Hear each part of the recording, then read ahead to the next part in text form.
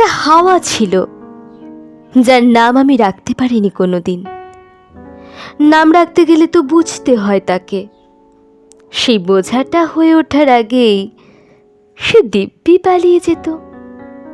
কেননা সে ছিল বসন্তের হাওয়া। খুব বেশি দিন তার এক জায়গায় থাকবার কথা নয়। কেবল এটুকু বুঝতাম, সে এলে সব কিছু ওলটপালট হয়ে যেতে পারে এক লহমায়। পাহাড়ি ঝর্ণা যেমন ভাসিয়ে নিয়ে যাওয়ার মুহূর্তটাকেও টের পেতে দেয় না, ঠিক তেমনি সে পলক ফেলার আগেই আমাকে নিয়ে চলে যেতে পারে বুকের চিনচিনে ব্যথা আর টিমটিমে আলোর পাশে। যেসব রাস্তা আমি এড়িয়ে চলেছি সারা বছর, ভেসে যাওয়ার মুহূর্তটায় আর কিছু করার থাকে না ঠিকই, কিন্তু এও ঠিক শীত কমতে থাকাকালীন আশ্চর্য সেই হাওয়ার অপেক্ষা শুরু হয়ে যেত ভেতর ভেতর। আমাদের কম বয়সে কলকাতায় ভালোই শীত পড়তো, তার উপর আমার জর্জরির ধাত। অতএব আপাদমস্তক মুড়ি দিয়ে রাস্তায় বেরোনোটাই ভবিতব্য ছিল। সে একরকম বন্দি দশাই। তাই শীত পেরিয়ে বসন্ত এলে আমরা স্বাধীনতার স্বাদ আর গন্ধ পেতাম। সমস্ত ধরাছুড়ো ছেড়ে ফিনফিনে একটা ফতুয়া পরে পাড়া চষে বেড়ানোর স্বাধীনতা। বাড়িতে ফিরে রেগুলেটর ধুয়ে দিয়ে ফ্যান চালানোর স্বাধীনতা। এবিটিএর টেস্ট পেপারকে নেহাত বসন্তের তাচ্ছিল্যে সলভ করার স্বাধীনতা। আর হ্যাঁ, তার বাড়ির গলির আশেপাশে বুক চিতিয়ে হেঁটে বেড়ানোর স্বাধীনতাও বই কি। সে ছোট বয়সে প্রেমে পড়া আর প্রেমে পড়ে থাকাকেই এত অনিবার্য সুন্দর আর রহস্যময় মনে হতো আমার যে প্রেমিকা পাত্তা দিচ্ছে কি দিচ্ছে না সে নিয়ে কমই ভাবতাম। কিন্তু আমি তো পাত্তা দিচ্ছি। তার আধ খোলা জানলাকে, বসন্তের হাওয়ায় উঠতে থাকা গোলাপি সুতির পর্দাকে, জানলার ওপাশে চেয়ারে বসে মাথা নিচু করে তার অঙ্ক কষাকে। আর হঠাৎ ক্যালকুলাসে ভুল হলে চুল সরিয়ে জানলার বাইরে তার তাকানোকেও। এসবই তো ধরা থাকছে আমার বসন্তের কবিতার পাতায় পাতায়। এসবই তো আমার চেনা বানানগুলোকে ভেঙে দিচ্ছে বারবার। এসবই তো সেই স্বপ্নের অন্তর্গত যার ডাকনাম বাসন্তী। এই যে আমি আমার কথাই বলে চলেছি এতক্ষণ, এ আসলে আমাদের সকলের কথা। আমরা বন্ধু বান্ধবীরা ওই ক্যালকুলাসের রাফ খাতায় কত যে গোপন চিঠি লিখেছি তার কোনো ইয়াত্তা নেই। পেয়ারের জাফরি কাটা বারান্দায় কত খোলা পিঠের রোদ্দুর যে আমাদের চোখ অন্ধ করে দিয়েছে তার হিসেব কে রাখবে?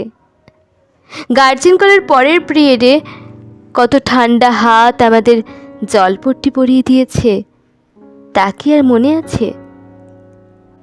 এসবের মধ্যেও কিছু পিঠে আমরা নাম লিখেছি, কিছু হাতে লিখে দিয়েছি ভুল বানানের চিঠি, কিছু ইউনিফর্মের আঁচলে নির্দ্বিধায় মুছেছি ঘেমো কপাল। তখন কিন্তু পলাশ ফুটতো খুব। হাওয়ার সঙ্গে পাল্লা দিয়ে সে ছোটাতো তার রঙের চেল্লা। ফুলের যে কতখানি আগুন থাকতে পারে, পলাশ না থাকলে আমরা কি তা বুঝতাম? কত কত স্কুল ফেরত বসন্তের হুহু বিকেলবেলা পলাশের বিলাসিতা কুড়িয়ে নিতে নিতেই বাড়ি ফিরেছি। একটু না হয় ঘোর পথেই হবে, কিন্তু সেই অছিলায় তার সঙ্গে সঙ্গে থাকা তো হবে আর একটুক্ষণ। কোনো কোনো দিন তার মর্জি হলে, মেজাজ ভালো থাকলে দু একটা পলাশ ফুলের সুযোগ জুটে গেছে তার ছোট্ট খোপায় হাজিরা দেবার। আর হ্যাঁ, সেই সব অভিজাত গাছের নিচে দাঁড়িয়ে আমরা একটা করে লাল চা খেয়েছি, সঙ্গে মিঠে আটার প্রজাপতি বিস্কুট। তখন সবে সন্ধে নেমেছে। হাওয়াটা আমাকে ঠেলে তার এত কাছে নিয়ে যাচ্ছে যে একটু পরে জড়িয়ে ধরা ছাড়া উপায় থাকবে না আর। কিন্তু ওই ঝড়ের মুখে ঠোঁটকে কেবল চায়ের চুমুকে আটকে রাখাটাই তো প্রেমিকের শিল্প, শিল্পীর সংযম। ঠিক তখন যে হাওয়াটা দিত, পরে বুঝেছি রবীন্দ্রনাথ ঠিক সেই হাওয়াটার কথাই লিখে গিয়েছেন তার গানে। ওই যেখানে লিখেছেন, ফাগুনও করিছে হাহা ফুলের বনে, আমি তো দেখেছি সেই ফুলের বন। আমাদের সেই সব ফুল কুড়োনো রাস্তার শেষ মোড় ছিল দোল। ঠিক দোল নয়, দোলের আগের দিন। তখনও বাতাসে একটা শিরশির রোমাঞ্চ ডাক দিত। তখনও রুমালগুলো ভেজা ভেজা। দোলে তো ছুটি থাকবে স্কুল, তাই আগের দিন ছুটির পর প্রাণের শখ মিটিয়ে স্কুলের মাঠে দোল খেলে নেওয়া। এখনও নিশ্চয়ই সব স্কুলে হয় এমনটা। আর ওই একটা দিনই আনমোনা অধিকার এনে দেয় নির্দ্বিধায় তার দূরতম গাল আর কপালে হাত ছোঁয়ানোর। এই রাজকীয় অথচ রাখালিয়ার সুযোগ কেবল বসন্তই দিতে পারে প্রেমিককে, আর কেউ না। তারপর কেটে গেছে অনেকগুলো দিন। এখন বুঝতে পারি বিস্কুটই, তার প্রজাপতি সাজা মানায় না। সুমন গেয়েছিলেন 40 পেরোলেই চালসে। আমার 37 থেকেই সব ঝাপসা, কাছেরও দূরেরও। আর সেজন্য যে চশমাটা পরতে হয় সেই লেন্সের নাম প্রোগ্রেসিভ। দৃষ্টির প্রগতিশীলতার এর চাইতে ভালো উদাহরণ আর কী বা হতে পারে। এখন আমাদের সলিংপুরের বাড়ির বারান্দায় দাঁড়ালে দূরে টিমটিম করে হাইলাইজের ওম আলো।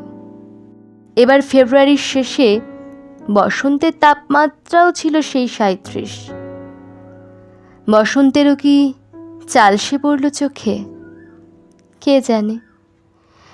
কেবল এটুকু বুঝতে পারি, এই 40-এ ঝাপসা বসন্তে পলাশের চেয়ে লাশ চোখে পড়ে বেশি।